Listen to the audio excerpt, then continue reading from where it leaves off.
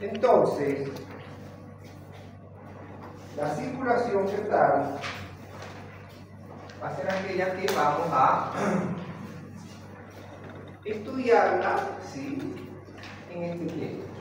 El inicio del uso del Doppler color y energía ha significado que actualmente sea posible visualizar el flujo en muchos de los vasos sanguíneos fetales. Esto comprende la aorta, la vena cava, en realidad todos los vasos fetales los podemos estudiar. Obviamente, cada uno de los vasos nos va a dar el dato de un determinado territorio, ¿verdad?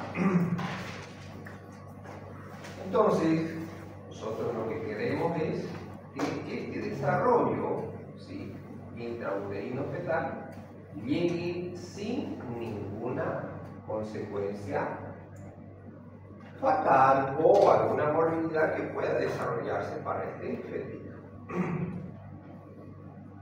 Es posible que estudiemos la hemodinámica cardíaca y cardiopulmonar fetal, el estudio detallado de las cardiopatías congénitas y la función. Para hablar de circulación fetal, ya habíamos visto los aspectos que la van a hacer diferente a la de la otra. Y en este caso vamos a hablar de redistribución del flujo. ¿Qué se entiende? ¿Cuál es el concepto de redistribución del flujo? La redistribución del flujo va a ser una respuesta a una noxa. En este caso, la noxa va a ser la hipoxia, la falta de llegada de oxígeno al feto. ¿Sí? Cuando el feto, los receptores fetales perciben esto, van a hacer que mecanismos redireccionales hagan una mejor distribución del flujo sanguíneo a favor de tres estructuras nobles que va a tener el feto: cerebro, corazón y glándula suprarrenal.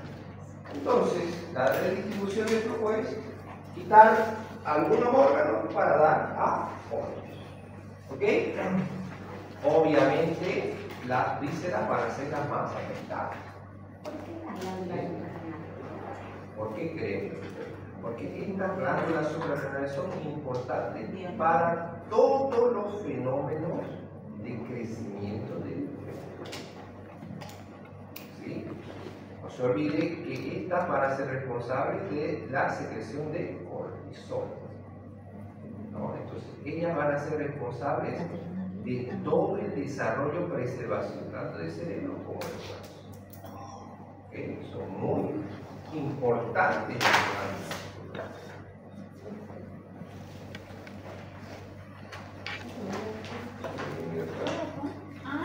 Se me cayó.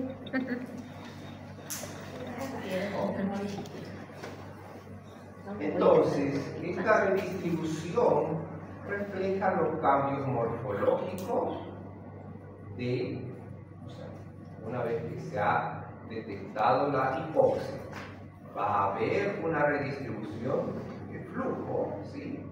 Y obviamente que vamos a tener cambios intrafetales. Entonces ahí recién vamos a poder decir que ese efecto está frente a una restricción de crecimiento intrauterino o restricción de crecimiento fetal, también llamado, ¿no? Mejor se entiende esto, pero también esto que es restricción de crecimiento fetal.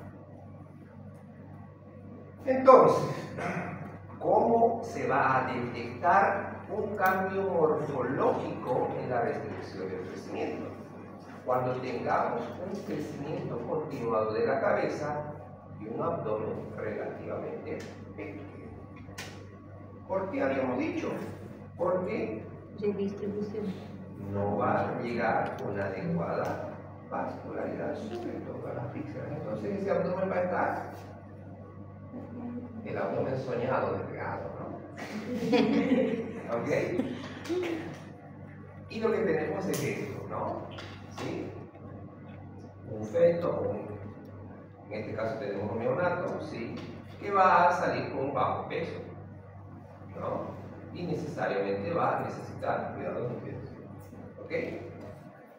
De forma similar, también existe una reducción de la perfusión renal. Entonces, estamos teniendo una vasoconstricción, digámoslo así, una redistribución de flujo hacia órganos nobles. Entonces al riñón igual le va a quedar poquita cantidad al riñón fetal, ¿no? Lo cual produce una reducción en la producción de orina fetal y por tanto reducción del volumen de líquido amniótico en presencia de compromiso crónico del feto. Entonces vamos a tener un oligohidramio porque está produciendo menos cantidad de orina. La orina aporta a la producción de líquido. Entonces vamos a tener un oligohidramio. El pronóstico del feto se piensa que está relacionado tanto con la gravedad como la duración de la hipoxia. ¿Sí? Entonces, dos fenómenos, gravedad y duración. No es lo mismo que una hipoxia se presente alrededor de las 36 semanas, que es más o menos ya una edad viable, que se presente una hipoxia a las 30 semanas. ¿Verdad? Es lo mismo. Entonces, gravedad y duración, así como con la edad gestacional en un parto. La hipoxia tenderá a aumentar con el incremento de la edad gestacional en los fetos con restricción de crecimiento y que esto producirá una mayor redistribución del flujo sanguíneo. ¿Ok? La incapacidad del feto para alcanzar su potencial de crecimiento, entonces es catalogado como restricción de crecimiento intrauterino. El peso fetal estimado o circunferencia abdominal estará menor al percentil 3. ¿Ok? Pregunta de examen. Doctor, disculpe, ahí me pierdo. Dígame. En algunos contextos se maneja percentil 10. 5, 10 y ahora 3, y entonces me enloquezco. 3. Está consensuado que el percentil, si vamos a guiarnos solamente por el peso fetal o la circunferencia abdominal, tiene que estar por debajo del percentil 3. Esto a través de los estudios estadísticos. Exactamente, hay un consenso ahora universal, percentil 3. ¿Okay? Ahora, ¿qué pasa si ese fetito está en un percentil 10? Ahí sí tendremos que hacer uso de nuestra ecografía Doppler para recién clasificarlo como una restricción. ¿Cuándo? Cuando nos salgan patológicos los índices tanto de la arteria umbilical como de la arteria cerebral media y también del índice cerebroplacental. Un poquito más adelante vamos a ver en qué consiste el índice cerebroplacental. ¿Ok? Entonces, si está por debajo del percentil 3, restricción de crecimiento. Si estoy debajo del percentil 10, con un Doppler patológico, restricción de crecimiento. Si estoy debajo del percentil 10 con un Doppler normal, es un pequeño paralelo de crecimiento. Está restringido. ¿Ok? Entonces tenemos estas dos grandes diferencias. Restricción de crecimiento y pequeño paralelo vegetacional. Que vamos a ver también el concepto.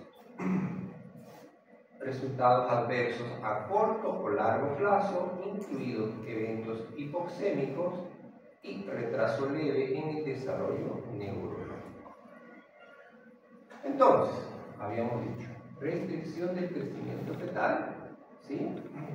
Vamos a catalogarlo como de inicio temprano. ¿Cuándo? Cuando se presente antes de las 32 semanas. ¿Ok? Y una restricción de crecimiento tardía cuando se presente después de las 32 semanas. ¿Qué quiere decir? Que hasta las 32 en este ya vamos a tener una gran variación en lo que es FUMS con peso o en todas las ecografías que se hicieron. Entonces, este es más grave, ¿no? Porque se presentó de manera temprana. ¿Sí? Este se va a presentar de las 32 semanitas para adelante. Pero eso teniendo siempre un dato exacto de la fecha de la última regla.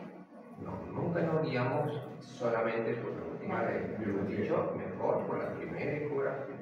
Pero si tenemos una paciente que tenemos su primera ecografía, coincide todo con la fecha de la última regla, estaba yendo todo bien y llegó a las 32 semanas, ya no funcionó. Ahí. El problema son las que nos llegan a las 32 semanas y no tienen consulta. Ahí ya estamos. Pero hay que siempre pedir una primera ecografía. No nos guiemos tanto, como hemos visto el ejemplo al principio, no nos guiemos tanto por la fecha de menstruación. Siempre guiémonos por la primera ecografía. Ahora, lo que es cierto, lo que dice la doctora, ¿qué pasa si una paciente viene hoy día con una gestación de 34 semanas, según su FUM? ¿No? Según su FUM. ¿Qué otra cosa nos ayuda a...? Sí, en verdad, parece que tiene 34. Nunca se olviden de la clínica. No todo es la ecografía, como los ginecólogos ahora lo hacen ver. ¿Sí? ¿Y le midieron? No, no lo midieron. Entonces, pues tiene que ir relacionado todo. ¿Sí? Entonces, si tenemos una paciente que viene y está con 34 semanas, primero, la altura uterina no coincide con esas 34 semanas. ¿Cuánto debería tener más o menos de altura uterina? 30 centímetros, ¿verdad? A los centímetros se le aumenta más 4, ¿cierto? ¿No? Sí. ¿No es así? Vamos a hacer una cita, ¿cuánto saca? No voy a decir como al interno, ¿no? ¿Cuánto tiene altura uterina la paciente? 40. ¿Por qué? Porque tiene 40 semanas. Entonces, 34 semanas. Esa altura uterina no está coincidiendo. ¿Sí? Ya se pone ecografía y tampoco coincide. ¿Sí? Ya tenemos dos factores, ¿no? Dos factores que nos están diciendo, nos están poniendo en duda esto. ¿Sí? Entonces, ¿qué vamos a hacer? ¿Qué es el siguiente paso que voy a hacer? Yo a esa paciente sí o sí tengo que citarla en una, exagerando 2 semanas. ¿Sí? Mejor si es en una. ¿Por qué? Porque estoy con 34 semanas. Depende cómo me esté saliendo esto, ¿no? Entonces, lo que habíamos dicho. Eso hace el embarazo, ¿verdad? Una curva de crecimiento. Entonces la cito una semana después. ¿Y qué tengo que tener? Un incremento. Ahora, ¿cuánto crece normalmente el feto? ¿Cuánto sube de peso por semana? Entre 150 y 300 gramos. Entonces voy a notar ese incremento de peso, ¿sí? Que no será lo mismo que pase esto. ¿No? Entonces, si yo me encuentro con esto, no, pues. Si la vuelvo a citar, va a volver a hacer esto. ¿Sí? Cada semana se me. Entonces, con eso confirmo que esta paciente lo que está haciendo es la restricción del crecimiento intrauterino. ¿Sí? ¿Por qué? Porque en vez de que haga la curva, está haciendo una meseta o una caída, que puede ser. ¿No? Entonces, ¿la mamá? No, porque hay algunas mamás igual que vienen a sus controles y no suben de peso, nada. Claro, puede ser, pero eso está muy aparte. Eso está muy aparte. Nosotros lo que nos guiamos es por el peso del cuerpo, ¿sí? No por el peso de la mamá. No hay factor peso de la mamá. Si bien obstétricamente hablando, eso va a influir, claro que sí va a influir, ¿no? ¿Por qué? Porque es una mamá carencial, de seguro, si no está aumentando de peso, y seguro que no aumentó mucho en el embarazo. Es una mamá carencial, ¿sí? Entonces, de hecho, que sí nos va a dar una restricción, pero no se olviden que nosotros estamos viendo desde el punto de vista ecográfico. Entonces, sí, para el obstetra sí tendrá que ver condición social, si la mamá aumentó de peso, ¿no? Pero nosotros nos guiamos en el feto, ¿ok? Entonces, 32 semanas y 32 semanas después tarde, ¿ok? Entonces, eso es lo que pasa cuando hay un sufrimiento fetal, que nos va a desencadenar la restricción de crecimiento, ¿sí? Precisamente para valorar esa redistribución del flujo, ¿sí?, se implantó el Doppler fetal. A un principio se creía que nos podía dar un buen dato la aorta torácica. Descendente fue el objetivo de un interés significativo en las primeras investigaciones, ya que se creyó que existía una relación entre la irrigación sanguínea y las vísceras y la perfusión cerebral. ¿A qué nivel se está haciendo el estudio? Descendente. ¿La descendente da algún vasito al cerebro? No, ¿verdad? Entonces, no, de la visceral sí nos podría dar, ¿sí? Pero del cerebro no nos da datos, ¿verdad? Dijimos que el Doppler estudia lo que está adelante en la circulación, no lo que está atrás. La aorta torácica descendente ya está muy anterior en relación con la irrigación cerebral. Aunque la onda tiene características típicas y los índices de pulsatividad y la resistencia son constantes a lo largo de la gestación, la hemodinámica de la onda fetal es compleja. El flujo de la aorta refleja el flujo y la impedancia no solo de los vasos sanguíneos viscerales y las extremidades inferiores, sino también especialmente de las arterias umbilicales. Y ese dato ya lo tenemos. Y al estar estudiando las arterias umbilicales, ¿qué estamos estudiando? Placenta. Por tanto, mientras que la hipoxia fetal puede producir alteraciones en la onda Doppler de la aorta torácica, una buena parte de la información deriva de la redistribución del flujo que puede también obtenerse de la exploración de la onda de la arteria umbilical. Entonces estaría haciendo prácticamente lo mismo, ¿verdad? Por eso es que ahí recién entraron en consenso para hacer el estudio de las arterias cerebrales. Ver la cabeza. Ahora sí, habíamos dicho que esa redirección del flujo va a favorecer al cerebro. Entonces, para ver precisamente cómo se comportaba la circulación a nivel del cerebro, se hizo el estudio de las arterias cerebrales. Y entre todas se prefirió a la arteria cerebral media. En la circulación intracerebral se detecta mediante el Doppler color desde las 8 semanas de gestación. Está temprano, ¿no? El mecanismo de autorregulación cerebral que asegura el aporte de oxígeno y glucosa al cerebro embrionario es el mecanismo más importante de ajuste posterior ante situaciones críticas de disminución de la perfusión intracraneal. Mediante el Doppler se puede medir la resistencia de todos los vasos que forman el polígono de Willis. ¿Quiénes forman el polígono de Willis? Arteria cerebral anterior, media y posterior, ¿verdad? Más las comunicantes, ¿no? Eso. De estos vasos, lo más investigado será la cerebral media. Entonces, este es nuestro polígono de Willis, ¿sí? En su porción anterior, el que va a formar el polígono de Willis va a ser la carótida interna, ¿verdad? Va a dar los ramos de la arteria cerebral media y la arteria cerebral anterior, más sus comunicantes, ¿verdad? Y el tronco basilar nos va a dar las arterias cerebrales posteriores y también sus comunicantes, ¿ok? Entonces, para realizar el estudio de la cerebral media, nosotros vamos a tener un sitio específico. Que primero vamos a empezar a nivel del cráneo. ¿Dónde?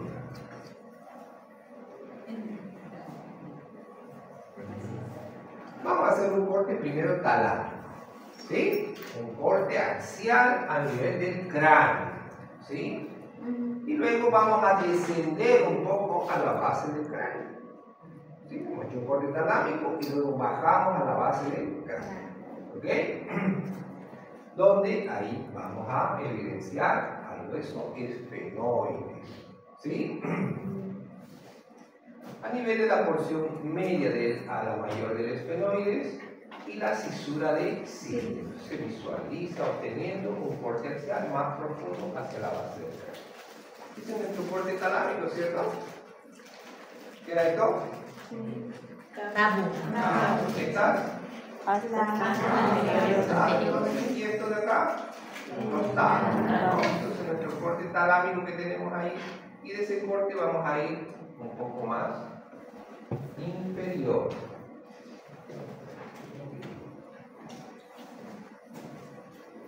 Esa sería una estación de 20 a 24 aproximadamente. Una semana de 20 para arriba.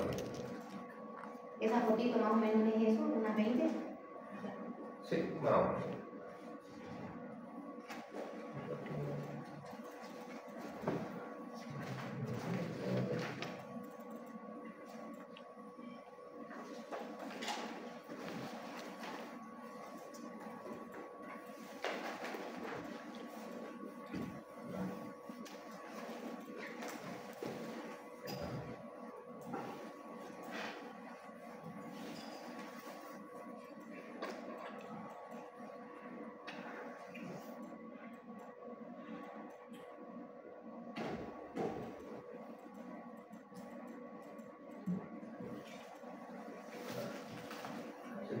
Bueno, espera videos. Entonces vamos a tener nuestro corte talámico y de ahí vamos a ir yéndonos a la base del cráneo, ¿sí? Hasta encontrar estas imágenes hipercogénicas, ¿no? Se ven acá, una que va proximal y otra que va distal. Esas son las alas del esfenoide. ¿Ustedes se acuerdan qué había en la silla turca? La glándula hipófisis. Bueno, entonces lo que nos interesan son estas dos estructuras blanquitas que tenemos acá, ¿sí? Las alas del esfenoide. Entonces vamos a colocar el Doppler color y ahí se pinta, ¿ven? Justo sobre estas alitas está la arteria cerebral.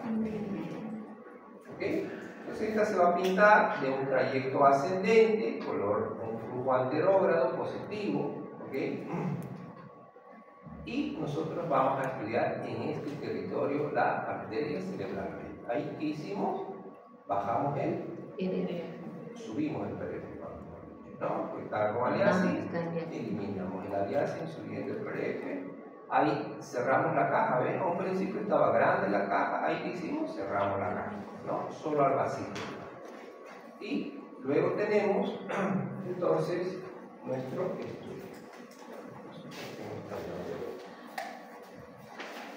Si aquí vamos a ver, este es un tiempo real, ahí están las alitas y esas pulsaciones que dan, esa es la arteria cerebral media. ¿Sí? Hay un flujo pulsátil acá, ¿verdad? Esa es la arteria cerebral media, sí, todo es polígono de Biot. Pero la condición es que nosotros veamos las alas del esfenoide. ¿Ok? El sitio de medición de la arteria cerebral media va a ser a 2 milímetros de su origen. Habíamos dicho que el origen le da a la cerebral media la carótida interna. Entonces, de la carótida interna hacia el lugar donde vamos a hacer la medición, 2 milímetros. ¿Ok? Y ahí vamos a trazar el flujo de la arteria cerebral media. ¿Cómo es este flujo? ¿De alta o de baja resistencia? De alta resistencia. ¿Por qué? porque la diástole es de poca altura. Eso. Este flujo es de alta resistencia porque su diástole es muy pequeño. Entonces, al igual que la cerebral, que la umbilical o la uterina, vamos a tener también una metodología para su estudio, ¿sí? Una paciente sí o sí que tiene que estar un poco semisentada, sin dinámica uterina, no tiene que haber dinámica uterina, ¿ok? Ausencia de movimientos respiratorios, corporales o hipofetal. Entonces, sí o sí tiene que haber una quietud plena. Vamos a hacer lo que dijimos, un corte axial a nivel de la calota, a nivel de los pedúnculos y las alas del esfenoide, ¿sí? Vamos a activar el Doppler Color, ahí se va a dibujar todo el polígono de Willis y en la porción proximal de la cerebral media será donde vamos a hacer el estudio. No se olviden, ¿qué sería esto? Traducido en ecografía. Zoom. Zoom, ¿no? Zoom. Ubicación del volumen de muestra en tercio proximal a 2 milímetros de origen de la carótida interna. ¿Cuánto? 2 milímetros. De su origen a 2 milímetros. Ángulo de insonación lo más cercano a 0. Ahora sí, la dirección del vasito nos da eso, ¿no? A este sí podemos sacarlo a 0 grados. ¿Ok? Entonces eso es lo que vamos a ver. Un ángulo de insonación lo más cercano a 0. La velocidad del barrido, o sea, ¿cuántas ondas tienen que graficarse? 4 a 6, no más de 10 habíamos dicho, ¿sí? El PRF que evite el aliasing, que en este caso vamos a utilizar un PRF de 20 a 40. ¿Sí? El PRF adecuado para hacer el estudio de la arteria cerebral. ¿Ok? Evitar o no hacer el estudio cuando haya movimiento fetal. No puede haber movimiento fetal. No se debe hacer un estudio. ¿Por qué? Porque si el feto se está moviendo, ustedes van a tener alteración en su onda de flujo. Si hay alteración en la onda de flujo, va a salir una información errónea. Por eso es que no debe hacerse Doppler cuando hay movimiento fetal. No presionar en exceso el abdomen materno porque puede alterar también la onda. El volumen de muestra debe cubrir entre 2 a 3 milímetros al vaso, a la cerebral media. Y luego registramos los índices. ¿Sí? El flujo es de mediana a alta resistencia, siguiendo la evolución de sus índices a un curso parabólico durante el embarazo. La vasodilatación fisiológica entre las semanas 15 y 20 y hacia el término de la gestación refleja el alto grado de actividad metabólica cerebral en estos periodos. La sístole de la arteria cerebral media es mayor que la de las cerebrales anterior y posterior. Entonces, tiene mejor visualización la cerebral media. En la gestación normal se produce un descenso de la resistencia al aumentar la edad gestacional, sobre todo a partir de las 32 semanas, aún más a partir de las 36, para aumentar el intercambio de oxígeno, siendo los IP mayores que los obtenidos en la umbilical. Este es un concepto básico. El IP de la arteria cerebral media siempre será mayor en relación con la de la umbilical. ¿Ok? Si yo tengo un IP mayor en la umbilical y menor en la arteria cerebral media, eso es patológico. Nuevamente, la redistribución de flujo. Cuando se produce una disminución del aporte de oxígeno, hipoxia al feto, esta reacciona produciendo una redistribución de flujo. La respuesta circulatoria fetal a la hipoxemia y a la asfixia está dada por una rápida centralización del flujo sanguíneo a favor del cerebro, corazón y suprarrenal, ¿verdad? El feto logra así una buena oxigenación de los órganos nobles, pero esto sí, no quiere decir que esta vasodilatación sea un signo bueno. No quiere decir más bien que algo malo está pasando, ¿no? Es el reflejo de una compensación hemodinámica que debe tomarse como señal de alerta para una correcta vigilancia del estado fetal. Sin embargo, en el acné, en el punto más alto de la hipoxia, ¿sí?, la centralización circulatoria no puede ser mantenida. Entonces, ese mecanismo de defensa que tiene, de protección del cerebro y de los órganos nobles del feto, va a tener un momento en que ya no va a resistir y va a producir una descentralización. Entonces, esto ya está grave. No quiere decir que esta descentralización nos diga, entonces ya está volviendo toda la normalidad. No, esto es peor todavía. ¿Sí? Entonces, nos conviene encontrar un feto mejor centralizado que descentralizado. ¿Sí? El feto experimentará un daño cerebral severo o la muerte, a menos que se produzca su rápida extracción. Entonces, se ha demostrado que el fenómeno de protección del cerebro, caracterizado por un aumento de flujo sanguíneo al cerebro, que puede ser demostrado en el estudio de la cerebral media, por eso que la estudiamos, ¿sí?, en la que se observa una disminución de los valores de resistencia. Entonces, ¿qué habíamos dicho? ¿Cómo era el flujo de la arteria cerebral media? De alta resistencia, ¿verdad? Entonces, cuando hay una centralización, ¿qué pasa? Disminuye la resistencia. Disminución de la resistencia. Ese es el signo que nosotros vamos a ver y nos vamos a dar cuenta que hay una redistribución de flujo o una disminución de la resistencia. ¿Cómo nos damos cuenta que hay una disminución de la resistencia? Con el pico de diástole. El flujo de diástole, ¿qué pasa? Aumenta. Aumenta, ¿no? Ese es nuestro signo que nos va a decir: aquí está pasando algo y esa resistencia que tenía la cerebral media está disminuyendo, ¿sí? El fenómeno de protección del cerebro puede ser transitorio o incluso perderse. Se ha reportado que el índice de pulsatividad de la cerebral media se halla por debajo de los valores normales cuando la presión de oxígeno fetal se reduce.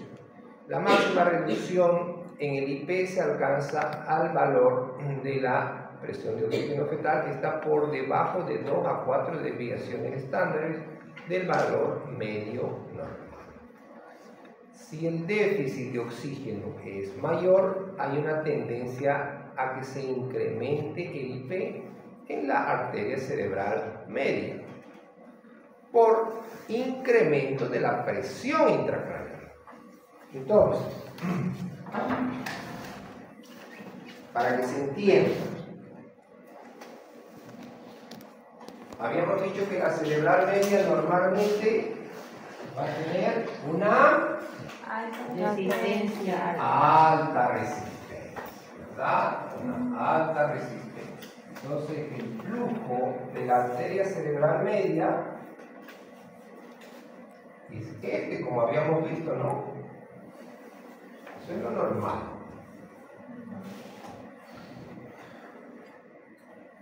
¿Qué pasa cuando hay una centralización? Ese flujo el vasito va a tener una baja resistencia.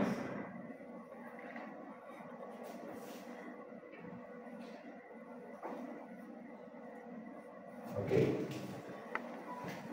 El fenómeno de centralización habíamos dicho que es un fenómeno de protección. ¿De quién? Del cerebro y de órganos vitales. ¿Sí? Si continúa esa hipoxia, ¿sí? Habíamos dicho que va a llegar un momento en que este mecanismo de protección se va a debilitar, va a dejar de funcionar. Entonces, ¿qué vamos a tener?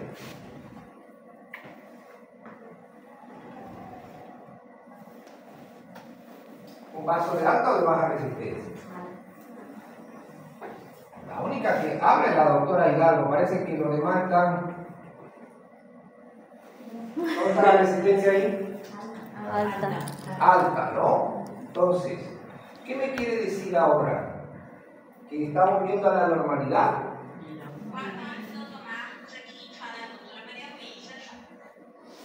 Ya sé por qué no me está tomando atención. Bien, entonces, ¿qué pasa? Hay un fenómeno de descentralización. Y entonces, ¿por qué se está produciendo esto? Porque hay una mala Distribución. aumenta la PIC. Hay un edema cerebral. Aumenta la PIC. Eso. Entonces, al haber un edema cerebral, es un mecanismo que va a hacer que se aumente la resistencia en la cerebral media. Eso nos dice que hay un deterioro en el cerebro. ¿Sí? Entonces, si el déficit de oxígeno es mayor, hay una tendencia a que se incremente el índice de pulsatividad de la arteria cerebral por incremento de la presión intracraneal. Entonces, la presión intracraneal está haciendo que se aumente nuevamente la resistencia a la cerebral media, resultante del edema cerebral en asociación con severa hipoxemia, es decir, está bloqueado ya. Este fenómeno ya no está funcionando al incrementarse la presión intracraneal por el edema cerebral con el incremento del IP de la arteria cerebral media. ¿Ok? Tengan cuidado entonces. Pasa de estar central hasta que se descentraliza? No hay un tiempo. Mucho dependerá cuál es el factor que está produciendo la hipoxia, ¿no? ¿Y cómo vamos a saber que es descentralizado y no es que está mismo?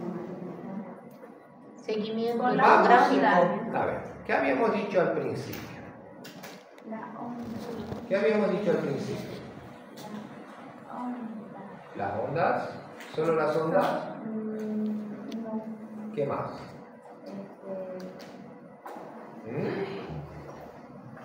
¿Qué más? Por eso hay que detectar la semana, ¿no? Para ver Eso. ¿Qué más? para ver si eres el luz o Eso. ver el peso ¿No? Eso. No solamente el Doppler, no. No vamos a encontrar una alteración en el Doppler y esto va a estar normal.